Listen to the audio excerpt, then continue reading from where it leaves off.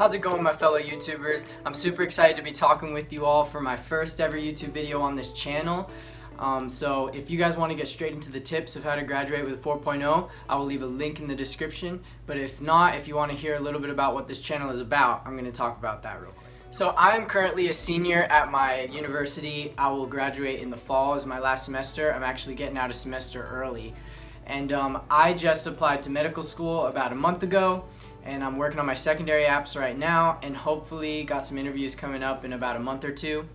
And I graduated with a 4.0, and so what I want this channel to be about is mainly geared towards pre-med students who want to go to medical school, but really a lot of things that I talk about can apply to anybody that's thinking about college or wants to go to college or pursue a, study-heavy profession. So if you're thinking about going to medical school, I remember when I first wanted to be a doctor and started researching what it took, I saw, oh my gosh, I got to take the MCAT, I've got to do all these prereqs, I have to have good grades, all this stuff. It can be really daunting. And so I just want to give you guys some tips, some things that helped me out that I wish I knew when I was a freshman, and even a lot of my friends who are seniors in college still don't know some of these things, or if you're in high school, some things that might help you out. And I'd love for this channel to be really interactive. I mean, I'm not expecting, this is my first video, I'm not expecting a whole lot of followers right off the bat or comments, but if you comment, I'll definitely read it and definitely give me ideas on future videos. So, alright, let's go. Okay, tip number 5, read the syllabus. And I know that sounds kind of obvious or self-explanatory, but with these tips, I don't want to just say read your syllabus and leave it there. I want to tell you the exact ways that I kept up to date with my syllabus and the ways that it can really change your grades in a way that you might not be doing right now. So these tips are in order of importance. I mean, they are all really important if you want a 4.0, but I'd say this is the least important of the 5. But those syllabus, especially that schedule page, it's super easy to do this. I used to do this all the time, but when a professor mentions like a quiz in class and you're like, man, when was that due again? You'll say, oh, I'll check the syllabus after class. Then you leave class, you go home, you start snacking, you start watching Netflix, and before you know it, you forgot all about that, and then you hear the professor mention it the day before the quiz, and you're cramming for a quiz. So what I do is I take a picture, especially of that schedule page on the syllabus, and I save it somewhere in my photos that's really easy and convenient to look at, so I can always just quickly look at those due dates. And another thing that I would recommend is downloading, I have the homework app. It is really great for putting in like the exact schedules of your courses and being able to put up the times when your courses are and all of your assignments, and you can have it warn you about your assignments whenever you want. So a few days before, if that's how much you need to study, or however much in advance that you need, it can warn you about that. So I really recommend for your syllabus, take a picture of it and download the homework app, or there's a lot of different apps that do similar things, so find what works best for you. But another thing with the syllabus, a lot of times in a lot of those like extracurricular classes that turn out to be just these really hard classes for some reason, I don't know why. Sociology was like that for me. A lot of my friends said it was an easy A, but every exam he had like 40 multiple choice questions, 10 written responses, and then an essay. And I'm like, this is insane. This is supposed to be an easy A extracurricular, but with these classes, sometimes there's hidden extra credit or like really important assignments deep in the syllabus somewhere that the professor mentions on syllabus day and then like never talks about it again until a week before it's due. And so a lot of times when you really read through the syllabus and you see that and you put it in your app, you'll be really prepared and you'll get those extra credit points and you'll make sure you have enough time to study for those assignments. So yeah, that was tip number 5, read the syllabus. Alright, tip number 4, do not procrastinate. So I know this is another like blanket term that people say, do not procrastinate for assignments, but I want to let you guys know exactly how I kept myself from procrastinating. I saw this all the time in my classes. I'd come into class for an exam and I'd talk to my friends, would be like, how do you feel for the exam? And they'd say, I feel all right, I was up all night studying. And let me tell you, you will never score as well on an exam if you stayed up all night the night before studying. Caffeine does not solve the tired brain when it comes to trying to remember information. It only masks the symptoms, right? So those neurons that are firing, trying to transfer memory back to your brain to remember, they're not going to fire as well. You're not going to remember as many things when you're just tired and on a bunch of caffeine. You have to get that good night's sleep. So this is what I recommend, and especially if you're thinking of medical school and want to take the MCAT, sitting through an 8-hour exam was really tough. You have to build up endurance, and that night of sleep is critical before if you really want to do well on exams. So even if you're not thinking of medical school, like the GRE is still a fairly long exam, that night of sleep is really critical. So the way I kept myself from procrastinating is with that homework app that I was telling you guys about. So it can set up alerts as far in advance as you want for certain assignments or exams. So for me, I always set a week in advance for it to warn me of exams. And that way I can just study 1 to 2 hours a day, every day, a week before the exam. And then I've studied 7 to 14 hours for that exam before I go into it. And you can't even get that much studying in a night before. I mean, if you have an entire day, maybe you can, but you're still not going to remember things as well just doing a 14-hour period of studying versus 2-hour chunks over time. So that's what I recommend, and especially with papers, this is extremely helpful. It's extremely stressful when you've got a lab report due that has to be like 10 pages long, or in any other classes if you have these long papers. I just set an alarm to warn me as many pages as it needs to be before it's due, and then I just write a page a day. And so that makes it very manageable for me. It makes, you know, my undergrad so much less stressful when I do it that way. And so I think that was definitely a way to make a 4.0 in your undergrad. All right, tip number 3, attend every lecture. Okay, and a little caveat that I want to add to this is sit in the front and raise your hand, ask questions, participate in class discussions. So this tip may be frustrating for a lot of you. I know it was frustrating for me when I started learning it because I am more of an introverted individual. I would be fine sitting in the back and just listening versus in the front where more people see you and you engage with the professor. But it is so important for many reasons. And one of the reasons why it's important is a lot of times in class, the professor will explain things that the book may not, or there may be information that the professor talks about that's going to be on the exam, but it's not covered in the book. And especially for harder topics, I know physics for me, it was just really hard to read about math and physics concepts in a book, but when the professor explained it, it just made so much more sense. And of course there are those classes where the professor's just terrible, or maybe attendance doesn't count and it's just really interesting to you and you can learn it well without going to class. But there's other important reasons why attending lectures is important, sitting in the front and participating in class discussions. And that reason is when you sit in the front, the professor will remember your face. And so that's extremely important for several reasons. I know for me, when I was in biochemistry, there were like 300 students in that class. Like the professor probably was gazing out to a sea of students. It was mixed with graduates, it was mixed with honor students. There's no way that that professor was going to remember everyone.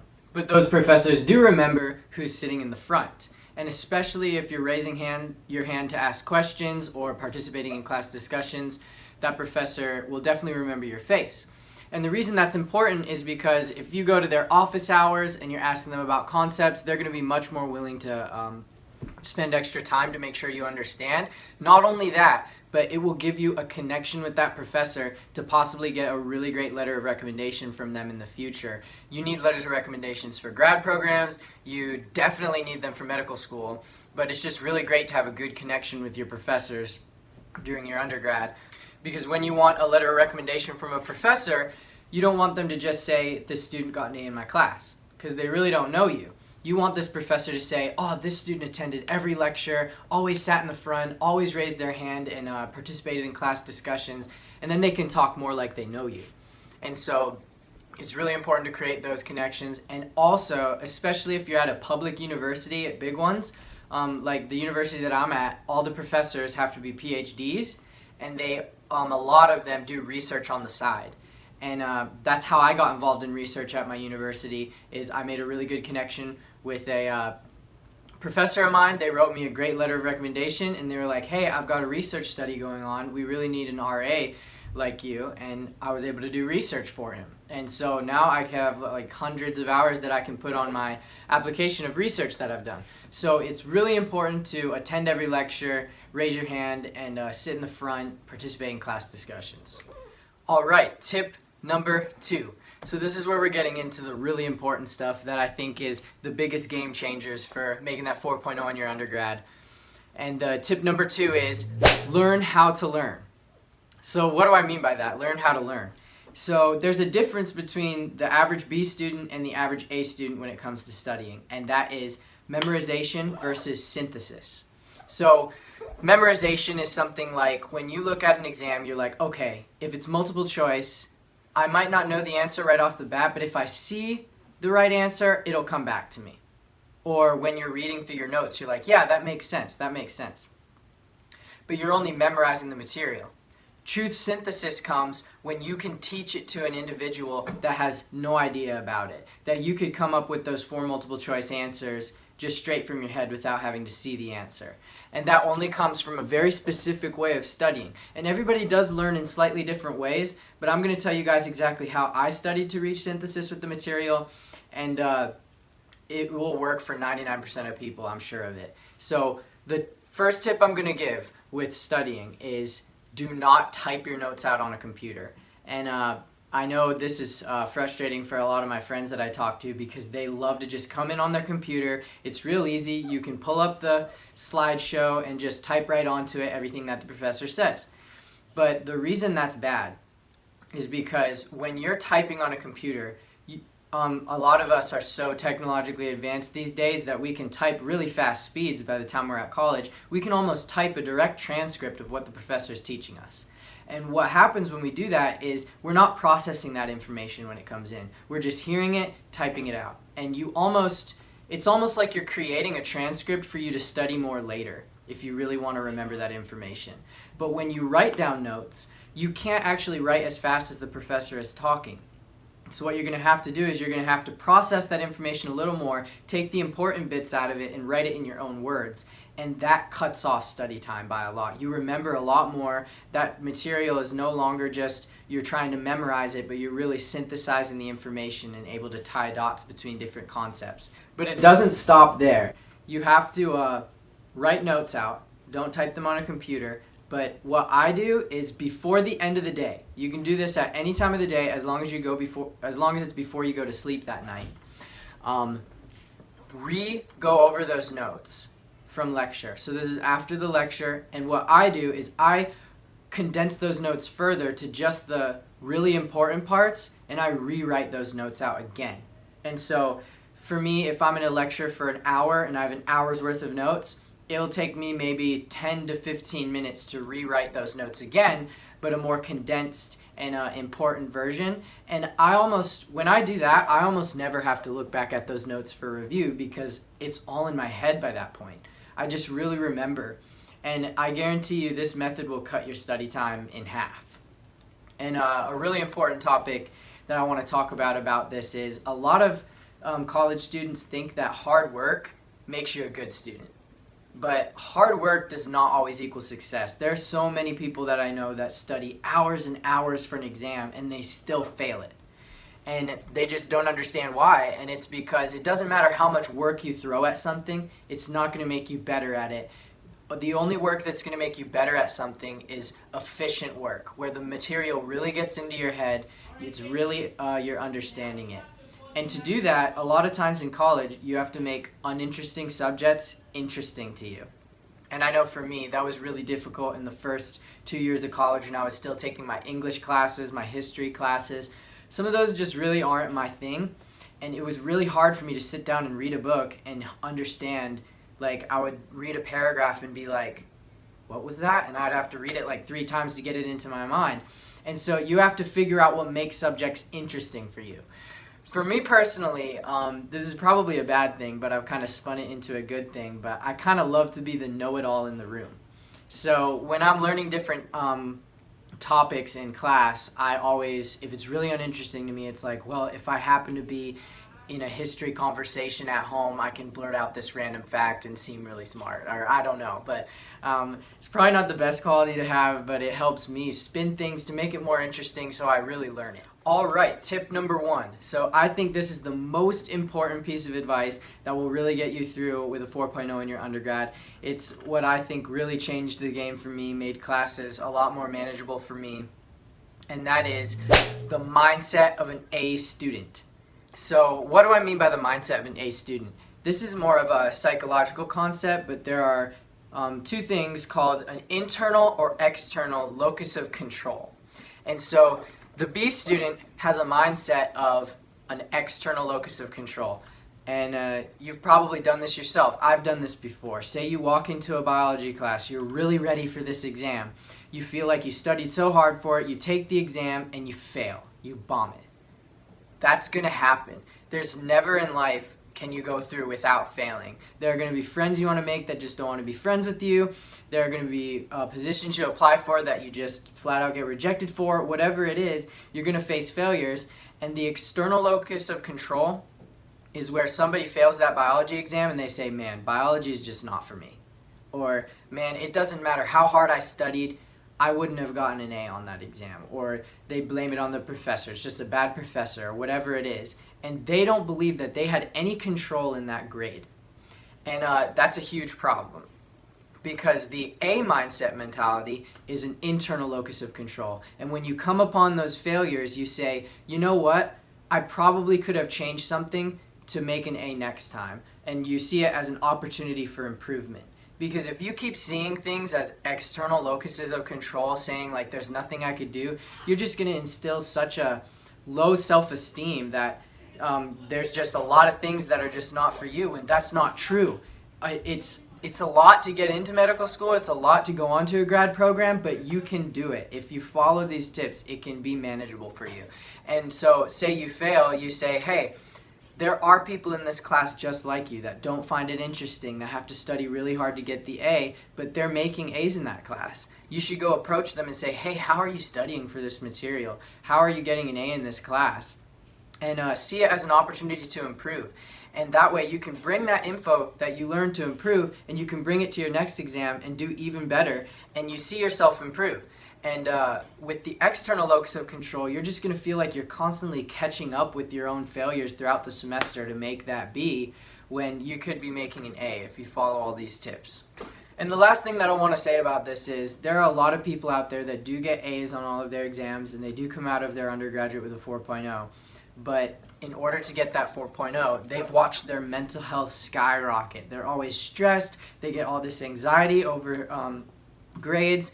They feel like their life is hanging in the balance in the middle of these classes, and that's not truly what a 4.0 student should be. When you're sacrificing your own mental health to be able to get these A's, you should be able to come out of your undergrad with a 4.0 completely sane and completely still able to maintain a good mental health. And that doesn't mean you don't get stressed sometimes. Everybody gets stressed. Everybody gets anxious over tests, over research, over whatever it is that you got to do. But you should come out of it feeling very stable, very sane, and not like you've sacrificed a lot of like friendships and time in your hobbies that you love. You shouldn't feel like you're having to sacrifice all these things to make an A in college. And I promise you, if you follow these 5 tips, it will help you get to that point. It changed my life, and I just hope that it can help you guys as well. Alright guys, that is my 5 tips on how to make a 4.0 in your undergrad. If you have watched the video to this point, then thank you very much, because I realize this is going to be a long video. But if you have made it this far, leave a like, a comment, and subscribe. It would really mean a lot to me starting up this channel. Also, leave a comment of what you think I should make future videos about. I was thinking of possibly making a video on 5 huge misconceptions I see that people have when going to apply for medical school, and different things like that, how to write a personal statement. So just let me know what you guys think, and I'll see you in the next one.